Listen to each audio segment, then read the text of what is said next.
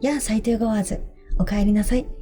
ジョニー・デップと元妻のアンバー・ハードの間で大きな裁判が行われていたことをご存知でしょうか。まとめると、ワシントンポストに書かれていた記事が名誉毀損であったために、デップはハードを訴えていました。その記事は、デップとの結婚生活に言及したものでしたが、デップを名指ししていたわけではありませんでした。今回の裁判では、ハードが自分で主張していたこととは全く逆の証拠が見つかっています。彼女は加害者で、虐待や家庭内暴力に責任があるという証拠でした。2006年に MeToo 運動が始まって以来、主に女性によって率いられ、運営され、タグ付けされてきました。家庭内暴力や虐待の問題が提起されると、私たち社会は通常は女性側の味方をする傾向があります。ですが私たちは、男性も虐待や DV の被害者になり得るということを完全に忘れています。それではもう一度言います。男性も虐待や DV の被害者になる可能性があるのです。この動画では虐待や DV について取り扱います。あらかじめご了承ください。ということで今回はそれらの被害者である男性についてよくある4つの誤解を見ていきましょう。その1、虐待や DV の被害者は男性よりも女性の方が多いという誤解。2011年の研究によると、報告された DV 事件のうち男性被害者はおよそ 11.5% を占めているということが明らかになりました。ですが、報告されたというキーワードに注目してください。報告されていない可能性が考えられるということです。報告されない一つの可能性としては、男性がこの事実を隠そうとするためです。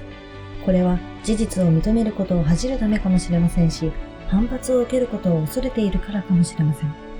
もう一つの可能性は、報告するほど十分なケースではないと感じたためかもしれません。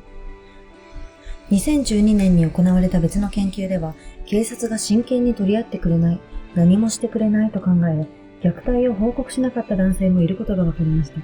しかし、事件が報告されなかったからといって、それが起こらなかったとは限りません。兆候を知ることは重要です。ぜひ、虐待の10の危険信号もご覧ください。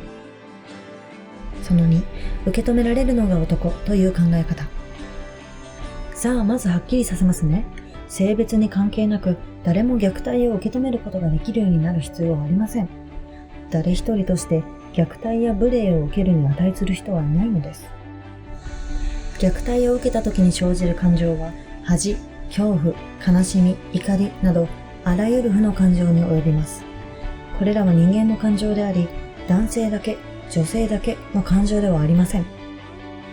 なぜ男性がこういう感情を持っていることや、虐待的な出来事を経験していることを明るみに出そうとすると、私たち社会は男性のこうした感情を非難するのでしょうか。